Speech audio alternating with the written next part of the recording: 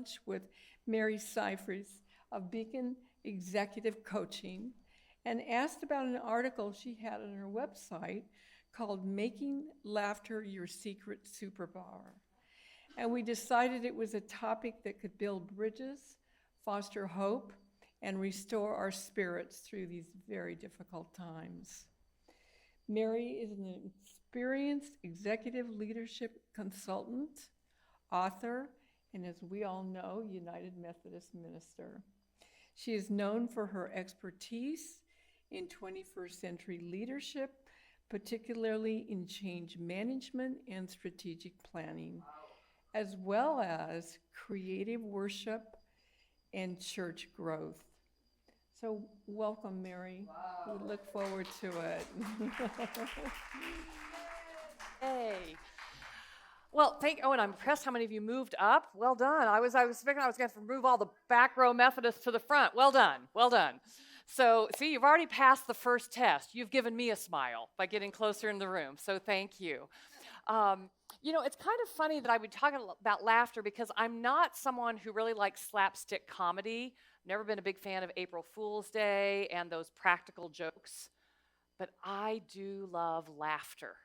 And I think laughter is one of our family's superpowers. And I think it's one of my favorite parts of being a human, right? Best I can tell, sometimes my cat would look as if he wanted to laugh at me, but he didn't have the ability to laugh at me.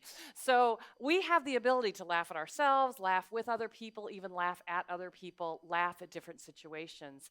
And that's a huge gift because laughter connects us with each other. It also connects us with deep, healthy parts of our body. I'll talk about that in a little bit. And that's why it lightens our burdens and makes everything a little easier.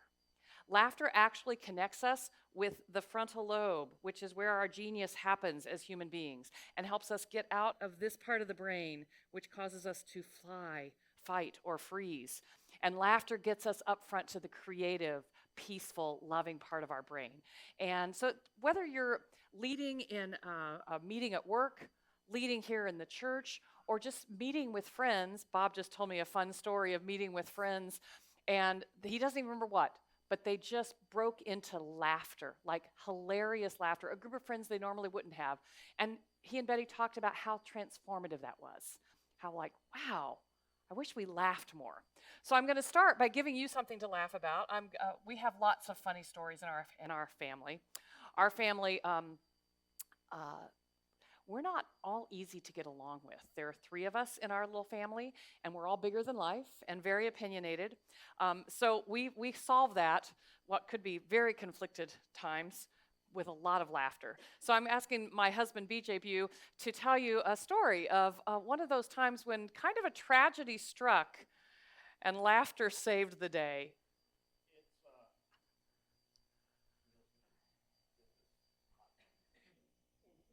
I know. There we go.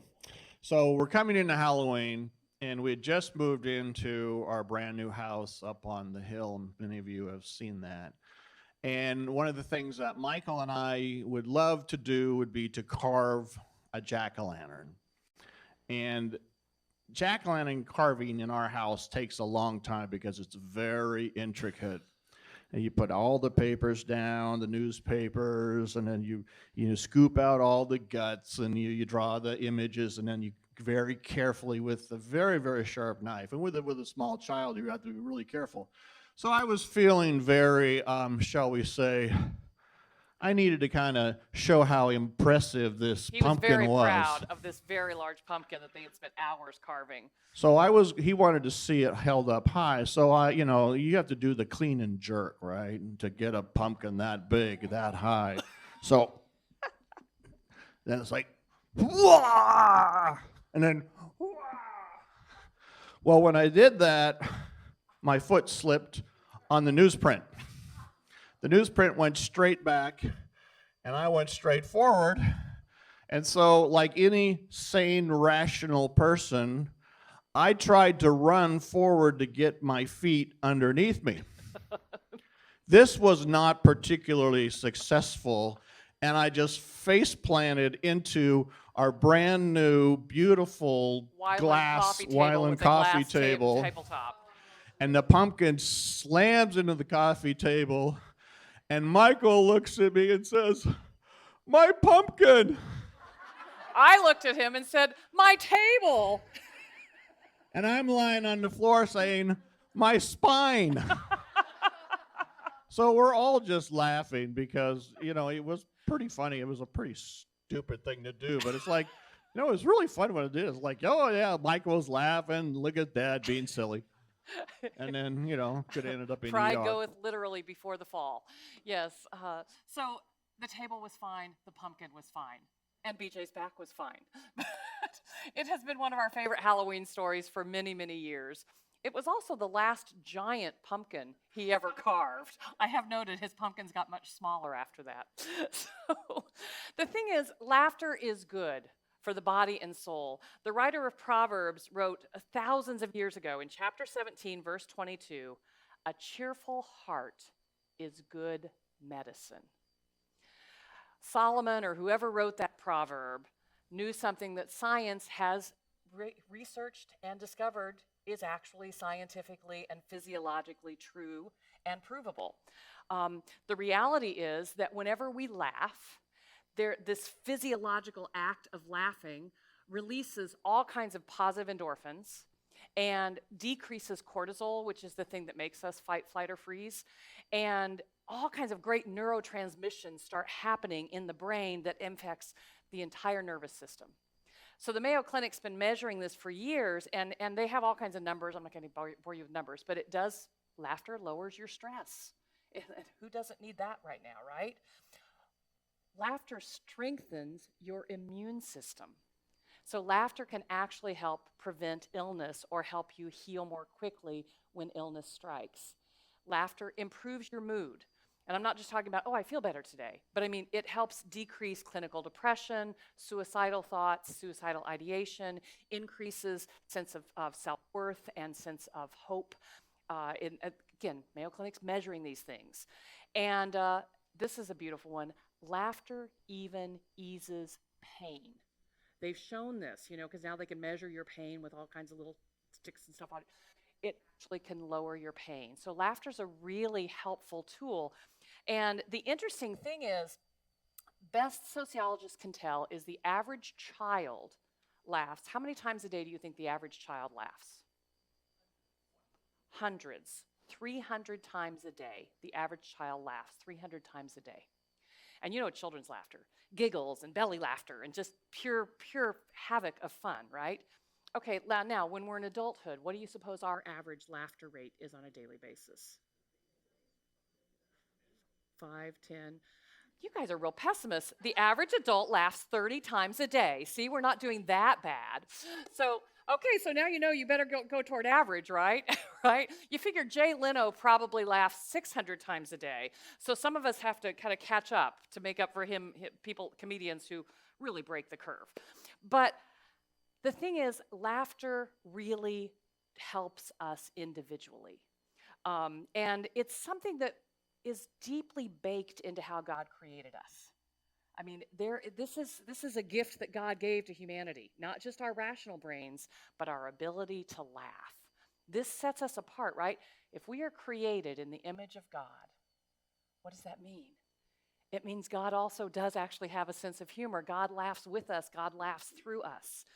And we yearn for laughter. And so yesterday we were at a winery, and a woman was there having lunch by herself, having a glass of Chardonnay and a simple taco lunch. And I didn't even know that she had noticed us.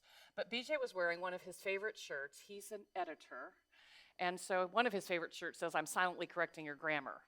But this one says, "No more wine," or "No, comma, more wine," because punctuation matters. So unbeknownst to us, this woman had seen the T-shirt. But when she wrapped up her lunch and started to leave, she came over and said to him, "I love your T-shirt. Thank you for your T-shirt." She said, "I am a mother of 2 3-year-old twins, and I've been up since 5:30 this morning, and I really needed a good laugh, and your T-shirt gave me that laugh." Isn't that fantastic? Yeah. Great story. And just, by wearing a funny t-shirt, that he gave the gift of laughter to somebody who was tired. I'm thinking she must have an amazing mother or husband who said, honey, go have a glass of wine. I got the kids for the afternoon. But she still needed that laugh. Now, the thing about laughter is that it doesn't have to come. Most of us have this idea that laughter is something that we receive because we see a funny t-shirt. And today we're going to talk about how you can foster laughter in your life so that you can get some of the benefits from laughter. Whether you see something funny or not, you can create laughter from within. And then we're going to talk about how to do that in just a few minutes, but I want to first talk to you about another thing. Have you ever found, what I have found, is that laughter strengthens relationships? Anybody ever found that in your family? Yeah? Anybody got a good story about how laughter has strengthened your family? Anybody got one? You don't have to tell, but if you want to. Yes. Go ahead and let's give you a microphone so everybody can hear you. My mom used to get the giggles all the time, and it became kind of a family thing when we were all together. And she's been gone for a while, and I don't think we laugh as much. Oh. Yeah. Oh my gosh. Okay, proof. Her mom, who got the giggles all the time, lived to 103. See, it's very good for your health. There it is. Yes. So in our family, John's got one. Here we go. Has been laughing with me for 65 years, and somebody said, "Are you sure it's with you and not at you?" And see, it leads to long marriages. Laughter leads to long marriages. There are so many good things about laughter. In our household, where we're all kind of type A, leaders, obstinate, laughter has solved many a problem. And one of the most embarrassing stories I have about laughter, many of them was most embarrassing, are from when Michael was a child, because I would lose my temper a lot raising a child. And so he was, I think, maybe 3. He never went through the terrible 2s, but in the 3s, he got pretty stubborn. And he decided for some reason he didn't like brushing his teeth before bed. And this became a constant battle. And this one night, we're in his bathroom. We're not going anywhere until you brush your teeth. He's looking in the mirror at me saying, I'm not brushing my teeth. This goes on for about 5 minutes. And finally, I've just had it. I slam my hand on the bathroom counter in a really unpastoral way and say, Michael, brush your teeth. He then slams his little hand on the counter on the opposite side and says, I will not. Now, we both look in the mirror. We both got these red, swollen faces, angry eyes, and then we both just cracked up. We didn't look like ourselves at all. He started giggling as only a 3-year-old can do. I started laughing and crying at the same time because I was so embarrassed about what a bad parenting moment this was. And he went to bed without brushing his teeth. And that night I said, at some point he will start brushing his teeth at night again. I'm done arguing. So I would just say, go brush your teeth. I have no idea when he started brushing his teeth at night again. I don't know. But we quit arguing about it, and eventually he started brushing his teeth at night again. But laughter really solved what had been this battle of the wills that nobody was going to win. You don't win a battle of the wills with a 2 or a 3-year-old. You just don't, right? So I had to learn that one the hard way, but I did. Thank you for laughter. And sometimes in churches, we need laughter. Have you guys ever had a moment here in church when somebody was being a little stubborn or obstinate or angry in a meeting? Anybody ever seen that? Never. See, you guys are the perfect church. I knew that had never happened here. But in case it ever happens here, I think laughter is a great way to lead in a church, in a home, in a business. Especially for leaders, laughter humbles us, right? So BJ got humbled on the pumpkin thing, but the laughter humbled us even more. I got humbled at that bad parenting moment, but the laughter then made me more human to my little kid, right? And remember, for little kids, we parent giants, and the laughter helps people look at their leaders with more openness because they see their leaders are open and humble. I wish Pastor Courtney, he's at a meeting, but I wish he were here because I'm going to talk about him. I think one of his superpowers is his smile. Do you notice that? That smile just lights up a room, and he's a big man. He could be a very intimidating, unapproachable leader, but that smile just says, come into my home, come into my heart, come into my church, right? That smile is one of his superpowers. And I've loved the way that I just think Jesus probably had a Cheshire cat grin. I just think some painters should get that. Because, he uses wit and hyperbole in his teachings. His parables are outrageous. You've heard a lot of them through this Unsettling Kingdom series, right? Because a lot of times Jesus is pushing the edge. Like this idea of pound on the door of heaven. Like he's going to get your attention with these huge images. And some of his stories are really uncomfortable because he uses it. But you got to wonder if there wasn't a little Cheshire cat grin like, yeah, like I'm going to give a snake to my kid when they ask for food. Like, of course, there's humor there. Humor helps us in leadership, in discipleship, become, I believe, more godly. It certainly helps us become better and more effective leaders and Christians. Think about it. Whenever you laugh, you create a safer environment. People now know that you don't take yourself or your leadership too seriously.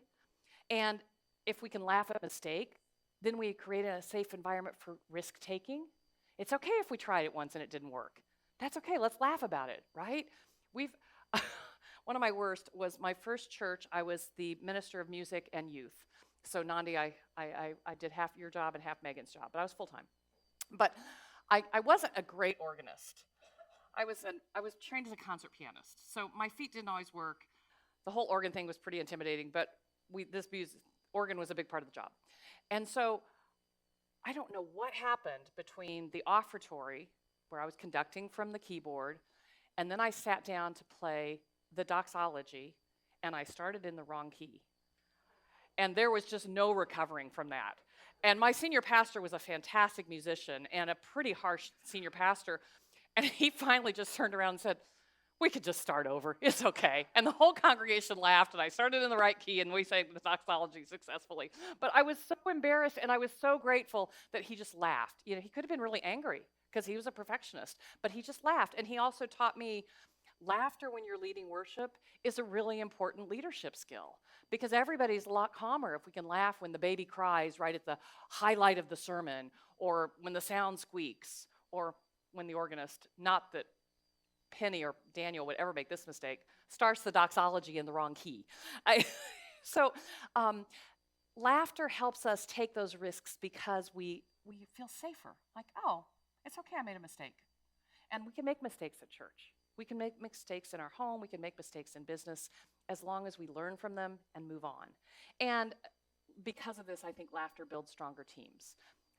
Your story of your friends and you just laughing, what started probably as a quiet giggle that kind of got out of control, it brings the friendship closer, right? So I want to try some of those activities today. So I'm going to be asking you to work on laughter. Yes, Beach, you had something you want to say? Because, get this, the brain doesn't know the difference between laughter that you would call real and fake laughter. They've also measured this. This is why laughter yoga is a thing, because laughter yoga is a breathing exercise related to laughter where you teach people just to create laughter. So we're going to teach you to create some laughter today. Now, I know that this doesn't always come naturally to everyone, so we're going to start by, you're going to have to get a little physical here. There's probably a little judge on this shoulder and maybe another one over here saying, I am not laughing in public.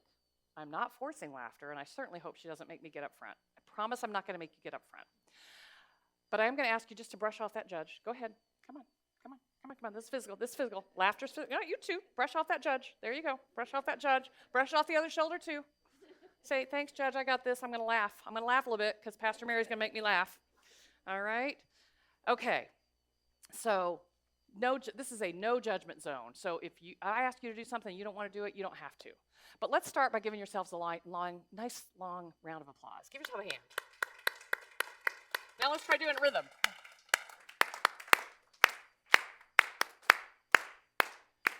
Add some sound.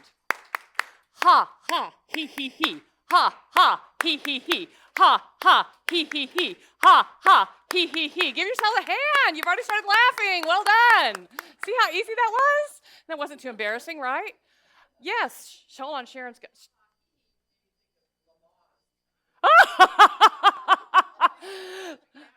Sharon just remembered Lamaze training, which is no laughing matter, but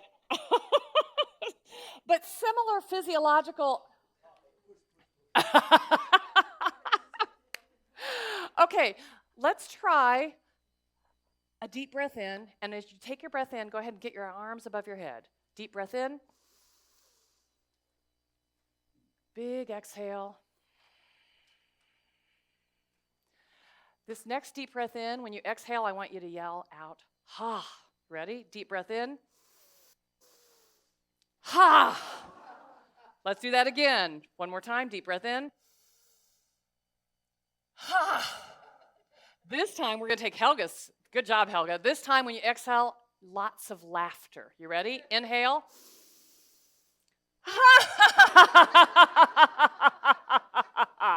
That was fantastic. Good job. One more of those. See, Helga's already got us going. Here we go. One more deep breath in.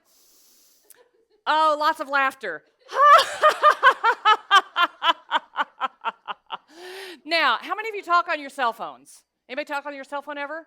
All right. We're going to have a pretend cell phone exercise. Have you ever heard somebody tell you a funny story on your cell phone that's got you laughing, right? Okay, right now, that's what we're going to do. Everybody, oh, your phones are ringing. I hear them. Go ahead and pick it up. Somebody is telling you the funniest story you have ever heard. Go ahead and start laughing at this cell phone conversation. Are you kidding? That can't be true. Come on, you got to laugh more. This is the funniest story you've ever heard. This is Jay Leno calling. No. You can't eat that. This is so funny. Oh my gosh. I got to go. I'm going to pee my pants. Oh, that was so funny. Did you have funny conversations? Confession. After I had Michael, I had a little incontinent moment one time when he made me laugh. Yeah, that was a little embarrassing at only age 30, but what the heck. Anyway, all right, now is when I'm going to have you get up and move around carefully. And if you're a little mobility impaired, somebody will come to you. This is we used to sing a song called Shake Another Hand, Shake a Hand Next to You, but I'm not going to make you sing. I'm going to have you shake hands while laughing. Laughing with the person, not at the person, right? So as you get up and shake hands with people, this is a different way of passing the peace. I want you to shake hands with laughter. And if laughter is too much for you, a warm smile will do the trick. So come on, let's get up and move around. Oh. I just love you so much. Helga, you crack me up. You're so fun. Okay. Oh, Melinda, it's so good to laugh with you.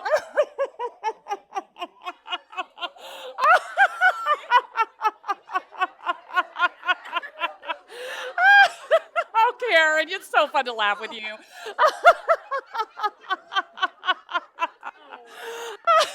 I love that your mom giggled.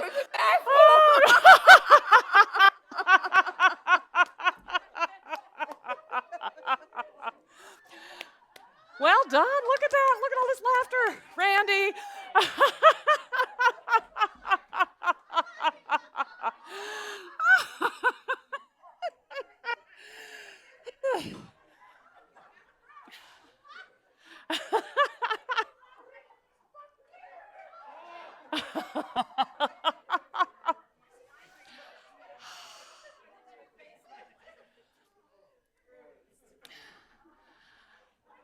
All right. Look around this room. Look around this room. Who wants to talk about how you're feeling now? Somebody want to talk about how you're feeling? Go ahead and go give Nandi a microphone. Wait till. Because I'm thinking, like, what if someone walked in here right now? Like, we're not crazy at all. We swear. You tell it.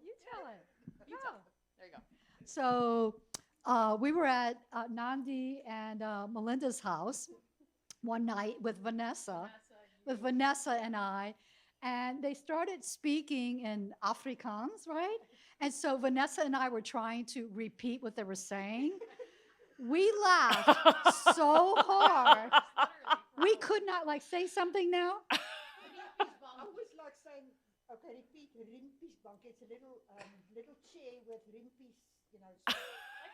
So Vanessa and I would go, Rimping's bonky. And we slam on the table, Rimping's bonky. And she was like, that just says I like my dog or something. Or this is a nice chair. Rimping's bonky. So we laughed, I think, for hours. That was hilarious. We've got the video proof. That's a great one. Sharon, did you want to say something? It's now past, but I was feeling good, of course, and out of breath. Yes. Yes. It's a lot of laughing. It's a lot of laughing, right? So that deep breathing required of laughing is also really important for our whole lymphatic system. Yeah. Okay. Okay, I have a story from last Sunday. I was walking out to my car with Ann Quilter, and we got to her car, and I said to her, could I drive you to the Department of Motor Vehicles tomorrow? And she looked at me like, what is he talking about? And I said, take a look at your license plate. Her license plate expired 4 months ago.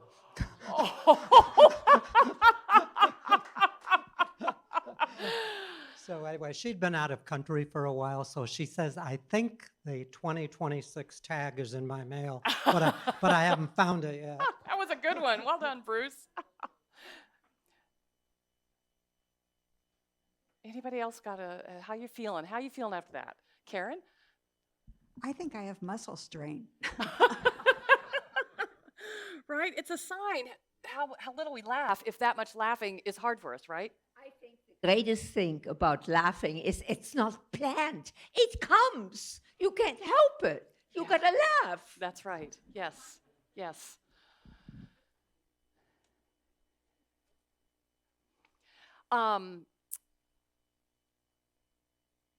It does come. You can't help it. But it's okay to fake it if you're not getting the laughter you need. In laughter yoga, that's one of their phrases, fake it till you make it. Because when a person starts laughter yoga, it feels so awkward to just start laughing for no reason whatsoever. But then when people are into laughter yoga, they are really good at laughing. And it's pretty fun. If you ever want to watch, there's a class at Main Beach. It's free. You can always go watch them. Just watching them makes you laugh, even if you don't participate. But as I said also when we started that exercise, it's okay to start small.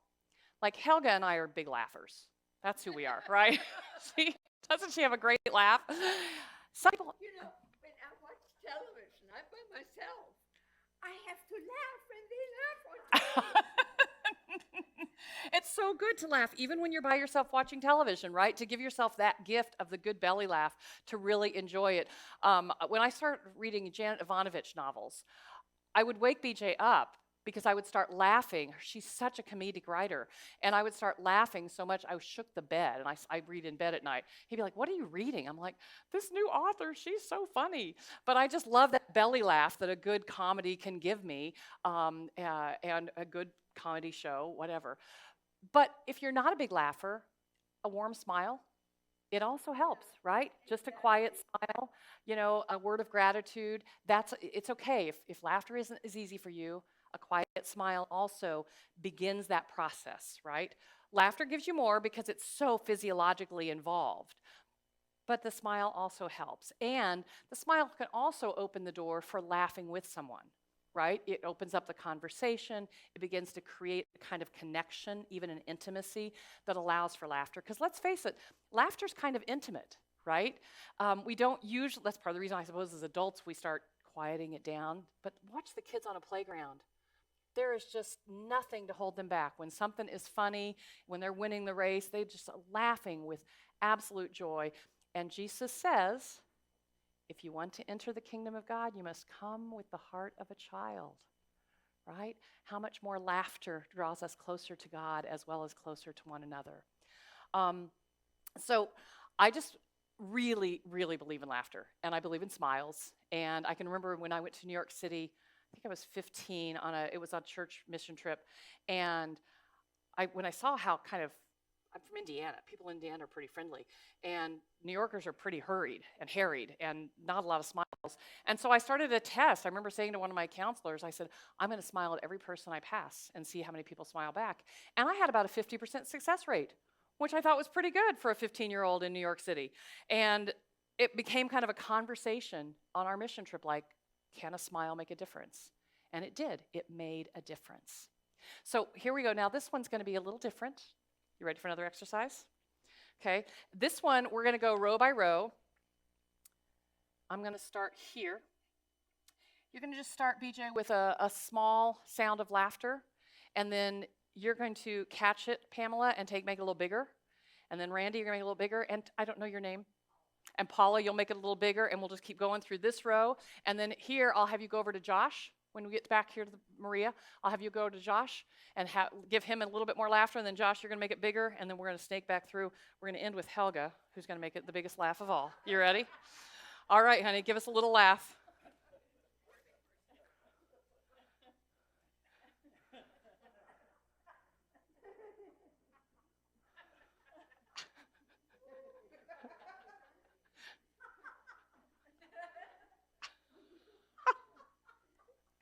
Go ahead, Jean Ann. Go. All right, go ahead. Now take it over to Josh. Let's get a little bigger, Joshua. There we go, Eric. Good job. There we go. Get bigger, bigger, bigger, Bernetta. Nice. Here we go, Betty. Come on, Bob. What you had the other day at that party? Nice. Yeah, beautiful. All right, keep getting bigger. Bigger and louder.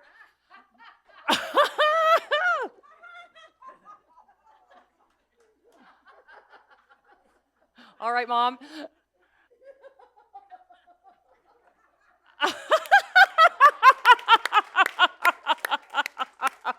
Give yourselves a hand. Well done. Well done.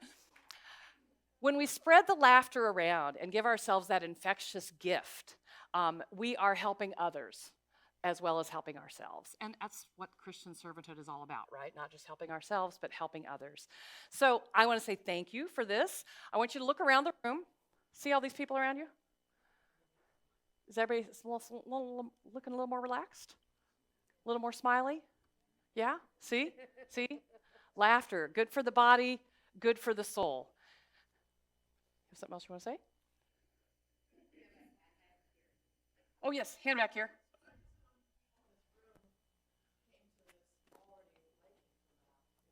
How many here already knowing that you really like to laugh? How many people here came knowing you already like to laugh? Yeah, so we've got to spread the word, right? Because for some of us, it comes more naturally. One of the things I'm going to say is there are parts of our religious background that keep us small, that we think God works in these little ways, and if we do X, God will think disapproving.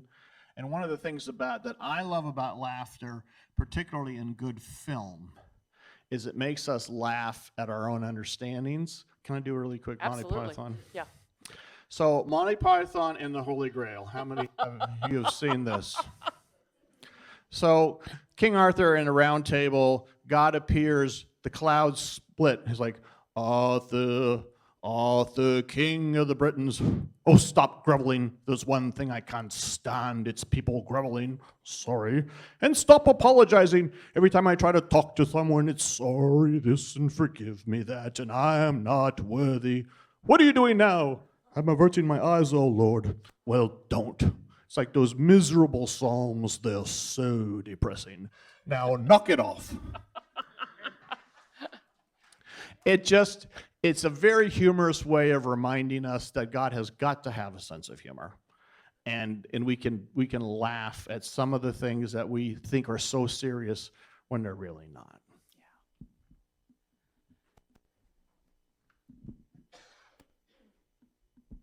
Pastor Mary, at one point you were saying that laughter can bring relationships closer together. And it's such an interesting timing because last night, Megan hosted this pumpkin carving thing for the young adults.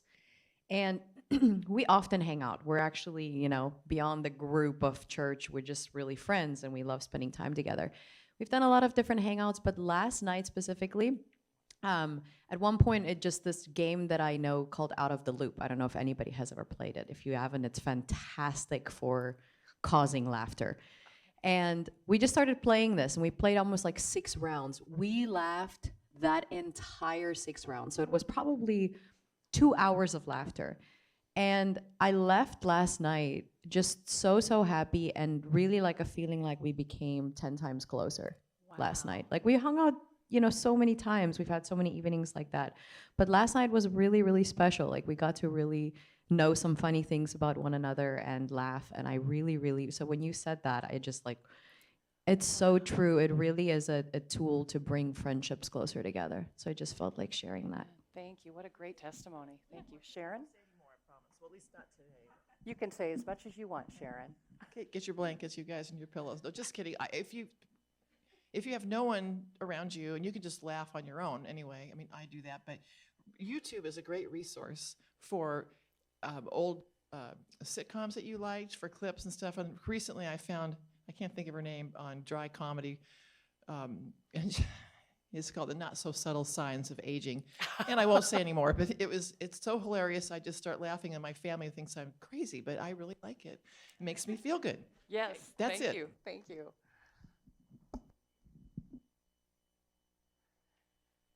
Anybody else? Oh, over here, Bruce. And wear more funny shirts. There you go. Bruce over here.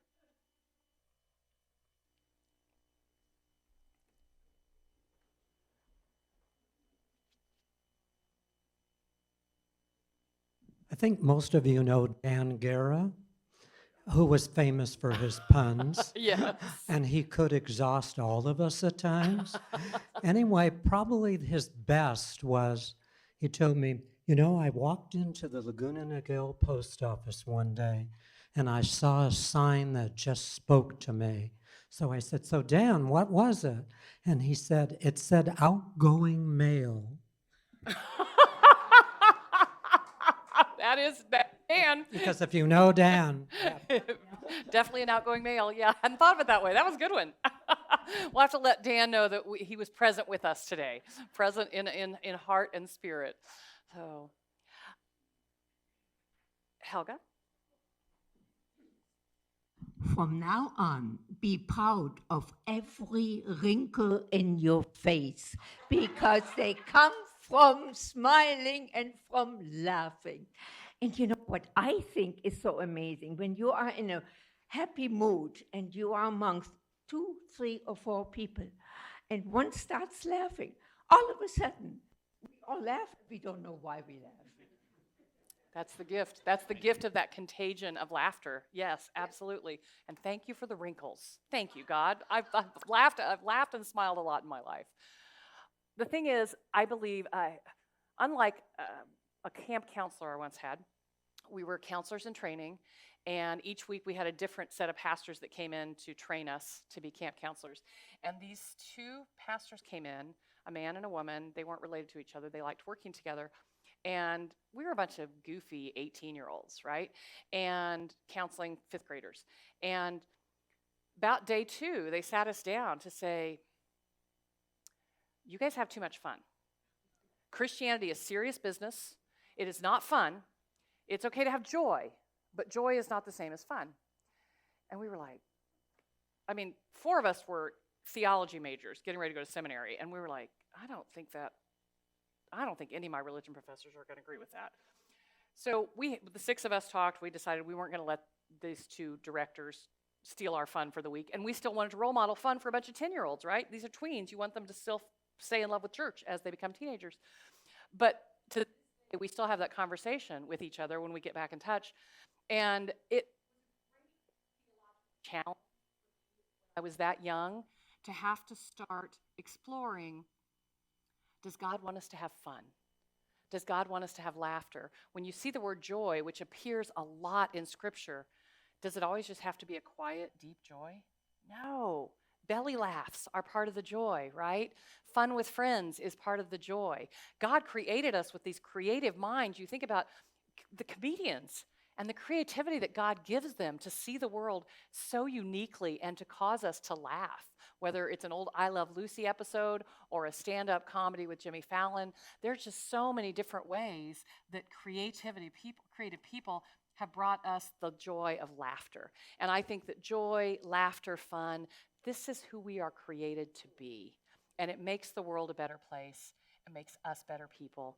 And I think it makes us closer followers of Christ. So thank you for laughing with me today. Thank you for our joy. Thank you, Mary.